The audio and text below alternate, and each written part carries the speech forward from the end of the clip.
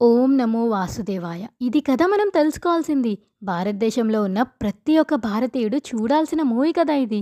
సనాతన ధర్మం గురించి మనం ఎంత గొప్పగా చెప్పుకోవాలి. ఈ మూవీ డైరెక్టర్ ఎంత గొప్పగా చూపించారు మన దేవుళ్ళని అండ్ హిందూ మైథాలజీని. ఇప్పటికే మీకు అర్థమైపోయింది కదా నేను ఏ మూవీ గురించి మాట్లాడుతున్నానో. యెస్, 'మహా అవతార్ నరసింహ'. ఇదేదో చిన్న పిల్లల మూవీ అనుకున్నా కానీ చూస్తే గాని అర్థం అవ్వదండి ఈ మూవీలో ఎంత పవర్ ఉందో. అండ్ ఈ మూవీ గురించి మాట్లాడుకోవాలంటే ఫస్ట్ మూవీ ఓపెనింగే స్టోరీ లైన్ చాలా ఇంట్రెస్టింగ్‌గా స్టార్ట్ అవుతుంది. అండ్ సో బేసిక్‌గా ఏంటంటే వరాహ రూపం, విష్ణుమూర్తి అవతారాలు ఎందుకు అవతరించాయి? అసలు ఎందుకు అవతారాలు అన్ని చేయాల్సొచ్చింది? రాక్షసులు ఎలా వచ్చారు? హిరణ్యకశ్యపుడు వాళ్ళ స్టోరీస్ ఏంటి?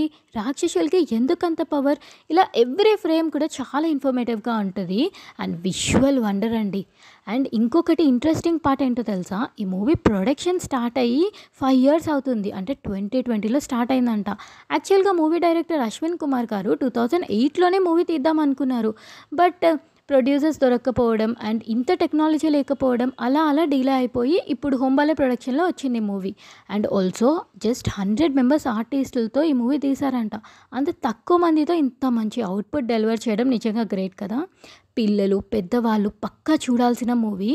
ఎందుకంటే ఇది మన హిస్టరీ, పురాణాల గురించి పిల్లలకి చెప్పడం కన్నా వాళ్ళకి విజువల్‌గా చూపిస్తే ఇంకా బాగా గుర్తుంటది. వాళ్ళ బ్రెయిన్‌లో అలా ఫీడ్ అయిపోయి బాగా అర్థం చేసుకుంటారు.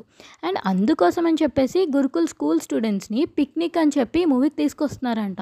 అండ్ థియేటర్స్ లోపలికొచ్చేటప్పుడు చెప్పులు ఇప్పి రావడం అండ్ హారతులు ఇవ్వడం, యెస్, ఇవన్నీ కూడా జరుగుతున్నాయి.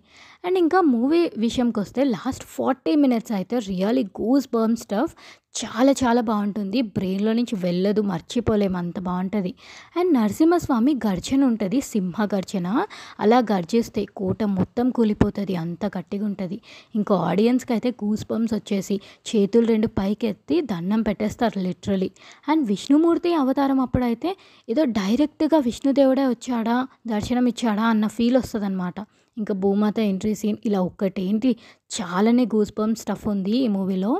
అండ్ ఆల్సో గ్రాఫిక్స్ వైస్ చెప్తే ఫస్ట్ హాఫ్ అలా అలా ఉన్నప్పటికీ సెకండ్ హాఫ్‌లో మీకు అర్థమైపోద్ది. చాలా నీట్‌గా ప్రొఫెషనల్‌గా ఉంటదనమాట. ఏదో హాలీవుడ్ మూవీ చూస్తున్నామా అన్న ఫీల్ వస్తది.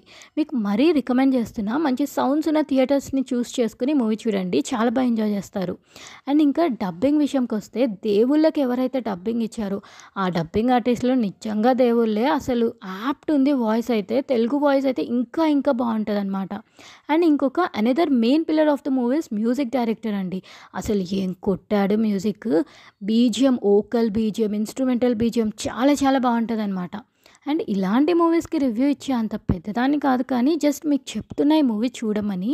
టికెట్ ఏదో 100, 200 పెట్టి వేస్ట్ చేశామా అనుకోకండి. ఆ డివైన్ వరల్డ్‌లోకెళ్ళి అందరు దేవుళ్ళని దర్శించుకొని వచ్చామా అన్నట్టు ఫీల్ అవుతారనమాట. Must watch film. పక్కా మీకు రికమెండ్ చేస్తున్నా.